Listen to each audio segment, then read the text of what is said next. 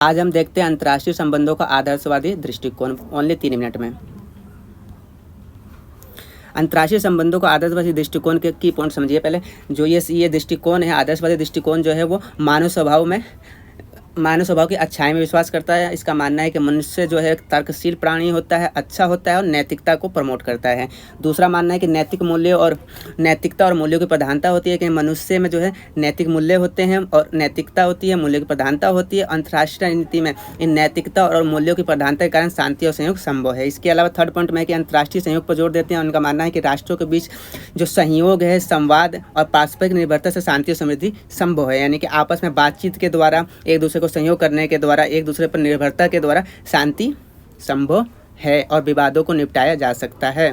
Fourth point इनका मानना है कि अंतर्राष्ट्रीय संस्थाओं की भूमिका पर जोर देते हैं। इनका मानना है कि लीग ऑफ नेशन या यूएनओ है या फिर ऐसी अंतर्राष्ट्रीय संस्थाएं जो हैं शांति को बढ़ावा देती हैं और विवादों को शांतिपूर्ण रूप से समाधान निकालती हैं। कानून और अंतर्राष्ट्रीय संस्थाओं की ही बात करते हैं कि अंतर्राष्ट्रीय कानूनों और संधियों के द्वारा विवादों को निपटाया जा सकता है। इसके लिए युद्ध की कोई आवश्यकता नहीं होती है। इसके अलावा 6 पॉइंट में कहते हैं कि आर्थिक रूप से पारस्परिक निर्भरता है। यानी कि राष्ट्र जो है जब आर्थिक रूप से एक दूसरे पर निर्भर होते हैं तो उनके बीच विश्वास सद्भाव का जन्म होता है, जो कि शांति के लिए आवश्यक होता है।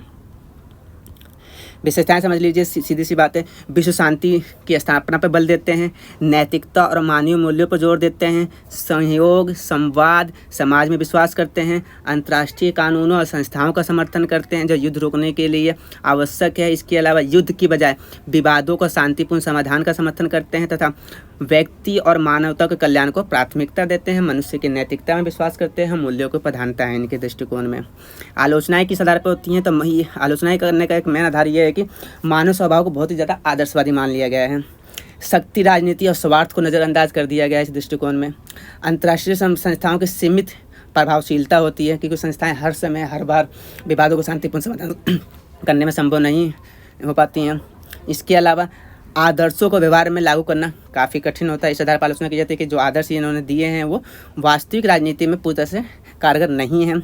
युद्ध और संघर्ष की वास्तविकताओं की अपेक्षा ये युद्ध और संघर्ष को बिल्कुल नज़रअंदाज करके चलते हैं। इनका मानना है कि मनुष्य का अच्छा होता है, इसलिए युद्ध नहीं होगा। इसका महत्व क्या है, तो ये दृष्टिकोण विश्व शांति और मानव कल्याण की दिशा में मार्गदर्शन करता है। यानी कि विश्व शांति को बढ़ाना, मानव का कल्याण करना इस दृष्टिकोण का मुख्य केंद्र बिंदु कह सकते हैं आप। यह अंतर्राष्ट्रीय सहयोग, संवाद, न्यायपूर्ण विश्व व्यवस्था की आधारशिला रखता है। ठीक है, यही है। इस पर इमैनुअल कांट कहते हैं कि अस्थायी शांति केवल तभी संभव है जब राष्ट्र नैतिकता, कानून और सहयोग के मार्ग पर चलें। इसके प्रमुख विचार को हम देख सकते हैं। इमैनुअल कांट है, इनकी प्रमुख पुस्तक है द परचुअल पीस, जिसे हिंदी में कहते हैं शाश्वत शांति। वुड्रो विल्सन ने 14 सूत्री कार्यक्रम दिया था। इन्होंने नॉर्मल एंजल्स है, अल्फ्रेड जीमन है तथा रिचर्ड कार्बन, ये जो हैं ये प्रमुख विचारक हैं जो आदर्शवादी दृष्टिकोण का समर्थन करते हैं। बाकी बहुत बहुत धन्यवाद।